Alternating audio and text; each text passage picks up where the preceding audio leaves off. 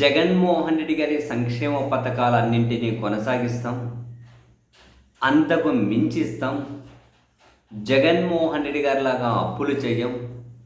మేము సంపద సృష్టించి మరీ మీకు పంచుతాము అని చెప్పి పదే పదే ప్రజలకు మాటిచ్చి అధికారంలోకి వచ్చిన చంద్రబాబు గారి నేతృత్వంలోని కూటమి పార్టీలు ఆ మాటలో ఒక్క అక్షరం మీద కూడా నిలబడలేదు.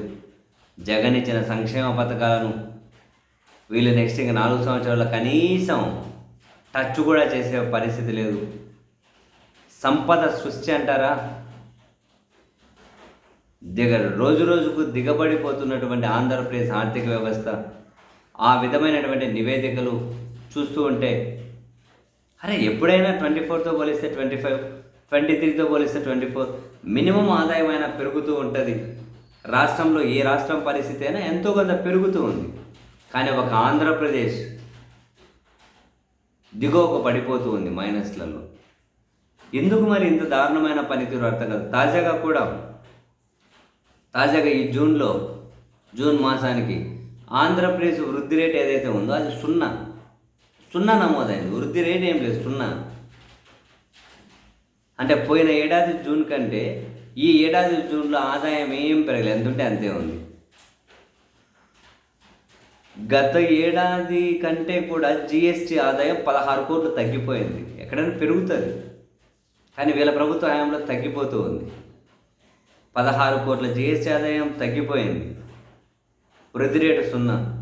2024 జూన్లో 3,651 కోట్ల జిఎస్టీ ఆదాయం ఉంటే ఈ ఏడాది జూన్కి వచ్చేసరికి 16 కోట్లు తగ్గిపోయి 3,634 కోట్లకే పరిమితం అయిపోయింది. మనం చూసాం ఏప్రిల్ మే నెలలో కూడా నెగిటివ్ గ్రోత్ రేటే. జూన్లో 0, మేలో నెగిటివ్, ఏప్రిల్లో నెగిటివ్. ఏం చేస్తున్నారు వీళ్ళు? చంద్రబాబు సార్ సీఎం అని 13 నెలల్లో మెజారిటీ మంత్స్ అంతా కనుక జిఎస్టీ ఆదాయం పడిపోతూ ఉంది, తగ్గిపోతూ ఉంది. అంటే ప్రజల కొనుగోలు శక్తే నేల చూపులు చూస్తూ ఉంది.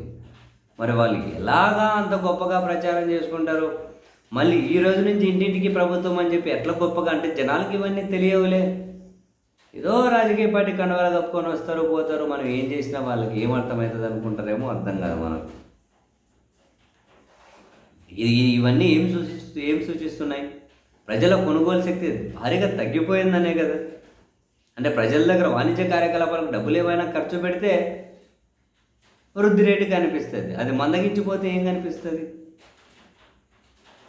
దేశవ్యాప్తంగా జిఎస్టీ వసూళ్లలో ఏమో రికార్డులు అంటారు. జిఎస్టీ వసూళ్లలో ఈ నెల రికార్డ్, జిఎస్టీ వసూళ్లలో పోయిన నెల రికార్డ్. మనమేం మాట్లాడుకోవాలి? జిఎస్టీ వసూళ్లలో ఏప్రిల్ మైనస్, మే మైనస్, జూన్ 0 ఇట్లా మాట్లాడుకోవాలి. ఇదే జరుగుతుంది కళ్ళ ముందు.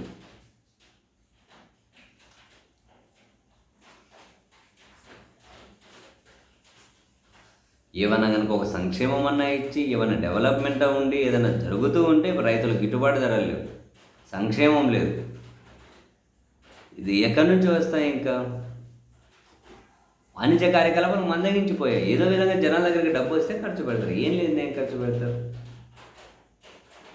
ఏదో ఒకటి కానివ్వండి.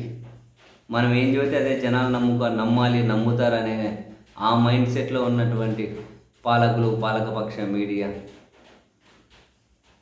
ఏదో తిమ్మిని పంపి చేయాలి, జనాన్ని మిస్లీడ్ చేయాలి, రాజకీయం చేయాలి, చేస్తున్నారు, చేయండి.